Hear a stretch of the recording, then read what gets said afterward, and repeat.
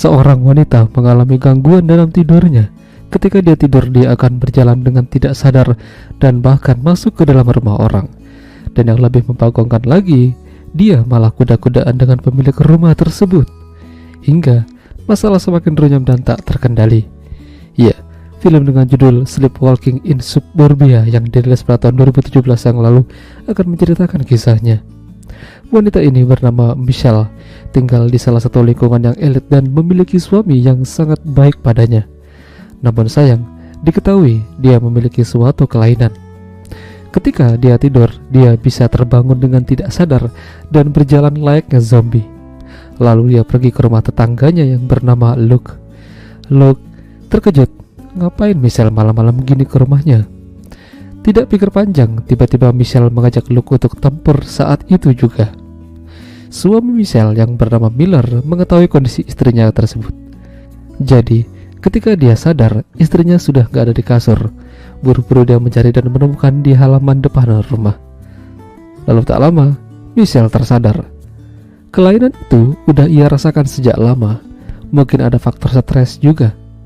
Jadi mereka ini rencananya ingin memiliki seorang anak. Dulu mereka udah hampir berhasil namun keguguran. Dan sampai saat ini mereka masih terus mencoba namun belum membuahkan hasil. Michelle dikenal dengan pribadi yang baik pada tetangga dan teman-temannya. Kala itu mereka ngumpul di rumah Luke, dan tentu saja Luke menatap Michelle dengan tatapan yang berbeda. Padahal dia udah punya istri bernama Nancy. Tapi diketahui hubungan mereka tidak berjalan dengan baik. Nancy terkadang kalau udah galau suka mengkonsumsi obat-obatan yang gak jelas, makanya dia terlihat pucat. Ketika akan bubar, Luke mendekati Michelle sambil memberitahukan kalau kalung miliknya tertinggal di rumahnya. Michelle cukup terkejut dan bingung, bagaimana bisa kalungnya ada pada Luke.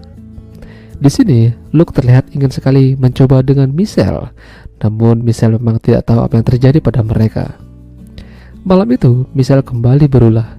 Tengah malam dia berjalan dalam keadaan tidak sadar dan masuk ke dalam rumah temannya yang bernama Kate. Lalu, dia tidur bareng dengan mereka. Ya, jadi dalam satu kasur ada 3 orang. Tentu saja Kate dan lakinya bingung, bagaimana bisa Michelle ada di sana? Ini benar-benar udah parah sih. Michelle harus mendapatkan penanganan dan terapi. Sementara Luke terus berusaha menghubungi Michelle namun dia tidak menggubrisnya.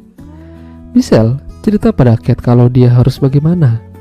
Kelainan ini membuat dirinya cukup tersiksa. Lalu terkadang moodnya gampang berubah kira-kira ini. Kate menyarankan Michelle untuk mengecek kandungannya, dan ternyata benar, dia positif.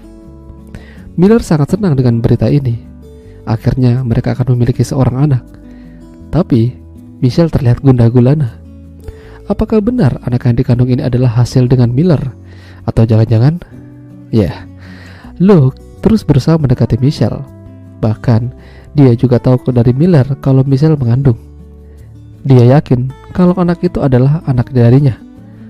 Masalah semakin panjang dan rumit. Belum lagi Luke cekcok dengan Nancy yang ingin selalu bersama. Sementara Luke ingin mereka pisah. Malam itu Michelle lagi-lagi bertingkah. Dia kembali ke rumah Luke, tapi dia tersadar sesaat ketika Luke berteriak memanggil Nancy. Akhirnya diam-diam dia kabur dari sana. Namun Luke terlihat sangat mengerikan. Dia bertingkah membawa senjata dan seperti akan menyakiti Nancy.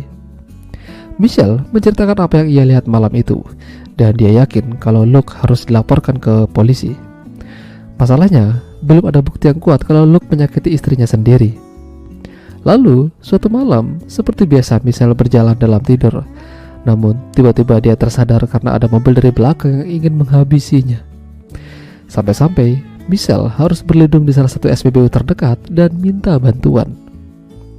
Michelle yakin kalau itu pasti perbuatan Luke, karena dia ingin memilikinya.